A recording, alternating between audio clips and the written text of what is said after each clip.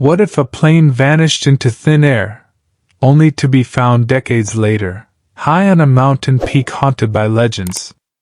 Imagine the terror of a final radio transmission cut short, the heartbreak of families left with nothing but silence, and the astonishing discovery by a team of climbers who followed the signs of eagles to a world trapped in ice. In this tale of survival and mystery, Flight SV192 is more than a tragedy, it's a doorway to the unknown. Join us as we explore the secrets of Shalung, where the living and the dead may share the same path. On the bitterly cold night of November 7, 1989, as flickering runway lights glimmered like distant beacons of hope, SkyVista Airways Flight SV192 roared down the tarmac of Sanjara International Airport, lifting into the inky sky with a quiet defiance.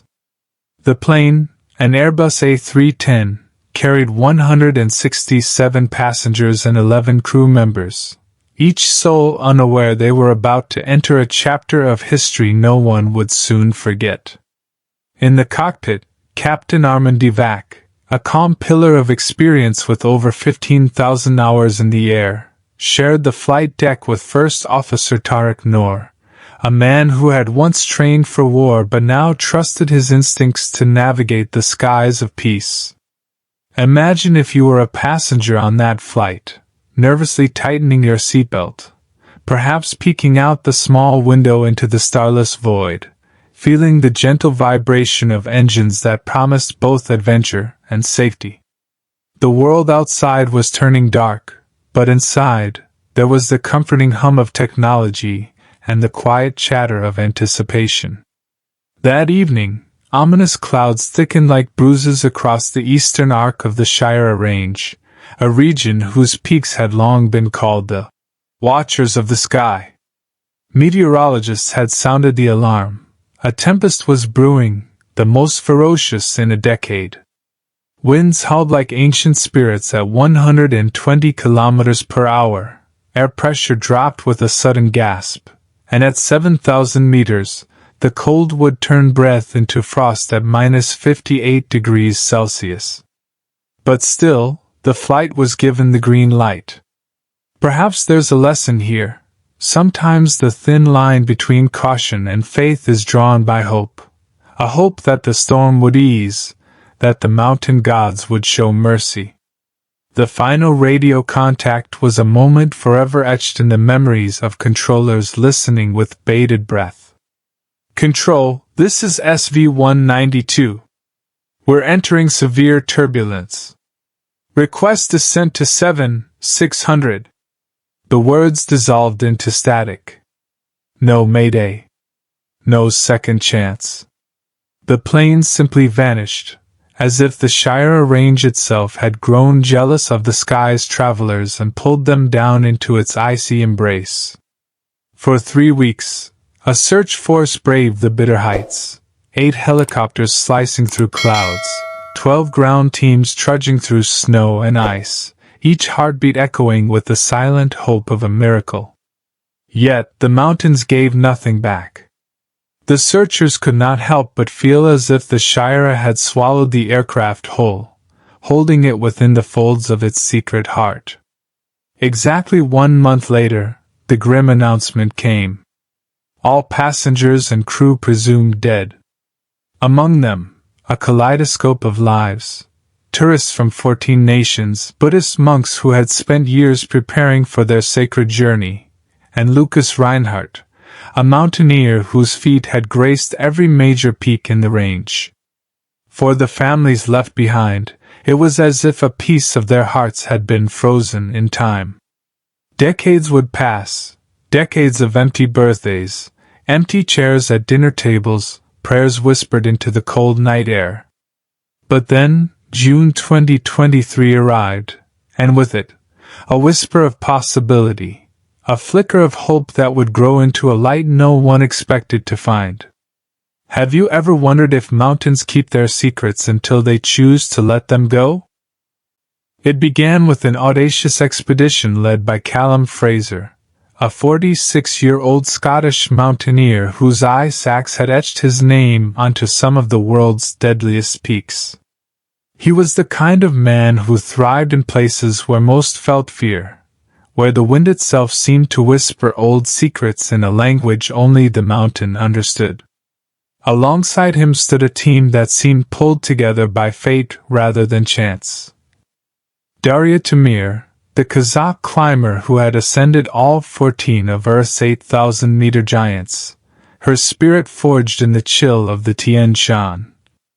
Dr. Theo Langford, an Australian doctor whose knowledge of survival went beyond medical textbooks, he carried the stories of those he'd rescued like talismans in his heart.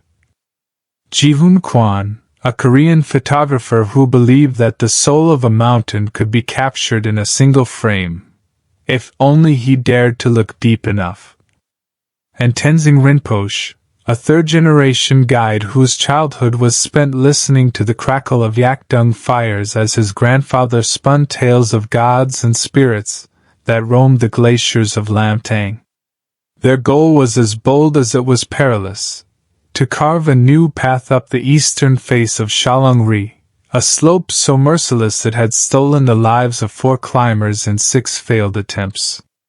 It was said the ice there could shear through steel like the blade of a kukuri, and that even the best alpinists approached it with trembling hearts. Locals spoke in hushed tones of the mountain's ancient name, Zomakorlo, the wheel of the goddess of endings. They said it was no mere peak, but a threshold, the final frontier between the living and the unknown. Imagine that, a climb not only through ice and snow, but through the midst of 1,000 generations. At 5,800 meters, the mountain began to show them its teeth. Compasses that had guided them across oceans of ice whirled like drunken dancers. GPS units blinked uselessly against the pristine sky, their digital hearts silenced by forces no one could explain. Even the backup equipment, designed to withstand polar storms, sputtered and failed, as if the mountain itself was hiding its true face. The team shared glances in the thin air, every breath an effort, every heartbeat loud in their ears. They blamed it on natural magnetic fields, or iron-rich rock, practical reasons to keep their minds calm. But deep down, they knew they were no longer in a place governed by human rules. On the third dawn, with ice crystals crackling underfoot and dawn painting the peaks in rose gold, Darya's voice broke the hush. She pointed to a scene that would forever be seared into their memories. A swirling flock of Himalayan vultures, their dark wings slicing through the updrafts, joined by 2 majestic eagles, each one so large they seemed almost mythical, wings nearly 3 meters across. But it was not just their size, it was their ritual. The eagles carved the same invisible symbol into the sky, looping back again and again over a single point on the mountainside as though tracing a doorway only they could see. Tenzing turned pale, the blood draining from his weathered face. He refused to continue on the planned route, his voice shaking with a fear older than the mountain itself. He spoke of a tale his grandfather once whispered beneath the flickering light of a yak butter lamp. The story of the Ramtroma, guardians in the shape of great birds, tasked with standing watch at the threshold of the world. When they circled in such a pattern, it meant that souls were trapped below, caught in a place where life and death blurred into one. Callum, ever the pragmatist, might have dismissed it as superstition, but in that frozen dawn, he could not ignore the unease in his gut. He decided to follow the birds, driven by a question that gnawed at them all. What if the mountain itself had chosen them to reveal the secrets of Flight SV192? And what they discovered next would forever change how they saw the world, and what lay beyond it. The team followed the eagles to a steep ice slope, where the mountain itself seemed to lean closer, as though it was listening to their breathless whispers. The birds, silent guardians of this hidden grave, hovered lower and lower, their wingtips slicing the cold air just above the climbers' heads, like ancient spirits brushing against mortal flesh. Then, one eagle broke formation and plunged straight down, vanishing into the snow as if it had been swallowed by the earth itself. Imagine standing there, your breath fogging in the sub-zero chill, heart hammering in your chest as Ji-hoon Kwon, his camera now forgotten, picked up his ice axe. Each swing of the axe cracked the air like a heartbeat, echoing against the vast stillness of the mountain. After 15 minutes of relentless digging, a metallic clink split the silence. That unmistakable, hollow ring of metal meeting steel. It was a sound that seemed to say, "You've found it. Now brace yourself for the truth." With every scoop of snow, the battered fuselage emerged, white streaked with the blue and red stripes of Sky Vista Airways. The very colors that once promised comfort and safety, now cold and lifeless under the mountain's watch. As the sun set, the world turned gold and blood-red around them, painting the ice with a light that felt almost ceremonial. They dug deeper, each movement fueled by a mixture of dread and wonder. Finally, the shape of Flight SV192 was revealed, a battered ghost ship caught in a glacier's grasp, a frozen monument to lives interrupted. But there was no sign of life. No twisted forms in the windows, no desperate handprints on the frosted glass. The next morning, with the weak dawn light shimmering off the ice like a benediction, they broke through a breach in the fuselage and stepped into a world that time had tried, but failed, to erase. Inside, oxygen masks swung gently in the thin air, as if still waiting to save someone. Half-finished cups of tea sat frozen on tray tables, the sugar still undissolved in some. On the floor lay a copy of the Times of the East, pages stiff with cold, an echo of the day when the world outside had moved on, but inside, everything had simply stopped. In the cockpit, Captain Armand Devac's logbook lay open like a final testament. His last entry was a fevered scrawl of glowing blue light, and compasses spinning madly, words that read like the start of a myth, yet here they were, written in his own steady hand. In the back, Lucas Reinhardt's diary painted a portrait of desperate endurance. 47 souls survived the first night, fighting the cold that clawed at their lungs, melting snow for water, rationing crumbs of food as though they were gold.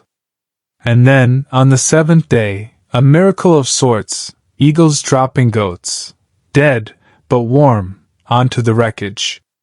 In that desolate place where nature cared for no one, it was as if the mountain had grown a conscience, or the birds themselves had become the guardians of lost souls.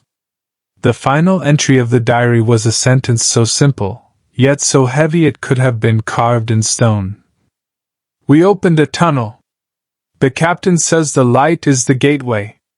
If we pass through, we will be safe. If anyone finds this, know that we did not give up."